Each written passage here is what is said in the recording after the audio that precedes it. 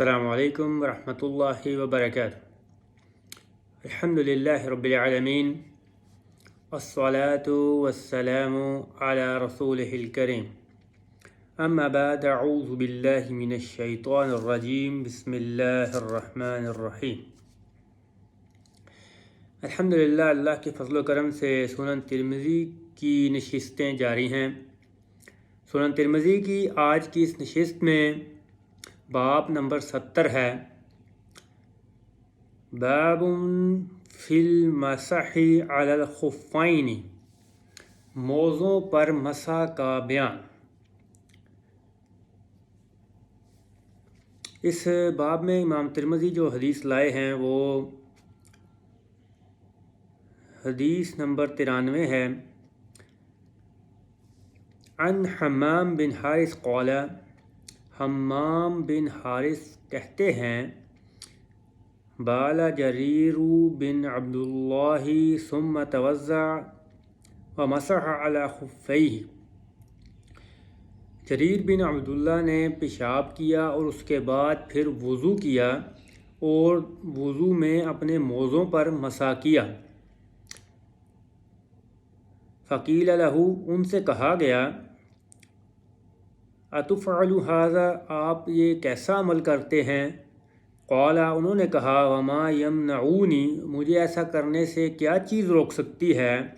فقد رأیت رسول اللہ صلی اللہ علیہ وسلم یفعلوہ، میں نے نبی پاک صلی اللہ علیہ وسلم کو خود ایسا کرتے دیکھا ہے۔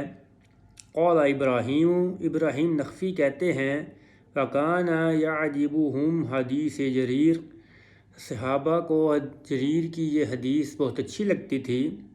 لأن اسلام کان بعد نزول مائدہ، کیونکہ جریر بن عبداللہ سورۃ المائدہ کے نزول کے بعد اسلام لائے۔ تو اس حدیث سے ہمیں بڑے واضح الفاظ میں یہ پتہ چلا کہ دوران وضو اپنے موزوں پر مسح کیا جا سکتا ہے۔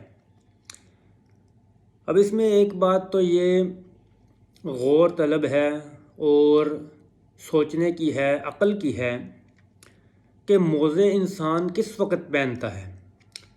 موزے انسان ظاہری بات ہے اسی وقت پہنتا ہے جب سردی کا موسم ہوتا ہے اور اپنے آپ کو وہ سردی سے بچانا چاہتا ہے۔ تو اس سے ایک چیز تو یہ ثابت ہوئی کہ یہ مسح والا معاملہ زیادہ تر سردیوں میں پیش آتا ہے، کیونکہ موزے انسان اسی وقت پہنتا ہے جب وہ سردی سے بچنا چاہتا ہے۔ اب اس معاملے میں امت میں ایک چھوٹا سا یہ اختلاف ہے کہ موزوں پر مسح اسی وقت ہو سکتا ہے جب ہم نے چمڑے کے موزے پہنے ہوں، اور جو اون کی بنی یا کپڑے کی بنی ہوئی جرابیں ہیں ان پر مسح نہیں ہو سکتا، جبکہ یہ بات درست نہیں ہے۔ جیسا کہ موزے چمڑے کے ہوں یا اون کے ہوں، دونوں صورتوں میں وہ پہنے جاتے ہیں اپنے آپ کو سردی سے بچانے کے لیے۔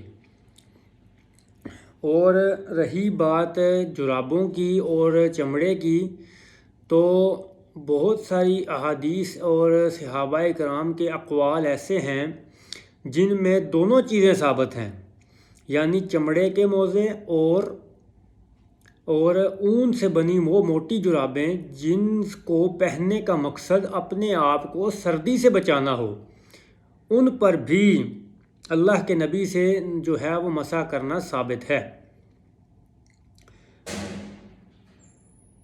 اور اس باب میں جو ہے وہ مزید اسناد کے ساتھ مزید احادیث بھی جو ہیں وہ امام ترمذی نے روایت کی ہیں۔ اچھا، اب ایک چیز تو یہ ثابت ہو گئی کہ مسح کیا جا سکتا ہے جرابوں پر اور چمڑے کے موزوں پر، وہ جن کو جو ہے وہ پہننے کا مقصد اپنے آپ کو سردی سے بچانا ہو۔ اس میں ایک چیز یہ بھی ہے کہ مثال کے طور پہ موسم کوئی بھی ہو، لیکن کسی وجہ سے، کسی چوٹ کی وجہ سے یا کسی وجہ سے جو ہے وہ پاؤں پر پٹی باندھنے کی ضرورت پیش آ گئی، اب وہ چوٹ لگ گئی ہے جس کی وجہ سے پاؤں پر پٹی باندھی ہوئی ہے، اب دن میں 5 بار وضو کرنا ہے، تو وہ چوٹ کے اوپر سے بار بار پٹی اتاری تو نہیں جا سکتی، زخم کے خراب ہونے کا بھی اندیشہ ہے۔ تو اس صورتحال میں جو ہے وہ علماء نے اجازت دی ہے کہ اس پٹی کے اوپر بھی مسح کیا جا سکتا ہے، چاہے وہ موسم سردی کا ہو یا گرمی کا۔ اور اس سلسلے میں یہ بات ایک یاد رکھی جائے کہ موزوں پر مسح کرنا یہ ایک سہولت ہے، یہ ایک رخصت ہے، یہ ایک اجازت ہے، یہ کوئی ضروری عمل نہیں ہے۔ ہاں، اگر کوئی محسوس کرتا ہے کہ اس کو سردی نہیں لگتی اور وہ ہر بار جرابیں اتار کے وضو کر سکتا ہے تو اس میں کوئی حرج نہیں ہے۔ یہ تو ایک سہولت ہے، ایک آسانی ہے، کوئی ضروری عمل نہیں ہے۔ اور اس سہولت سے جو چاہے فائدہ اٹھائے، جو چاہے نہ اٹھائے۔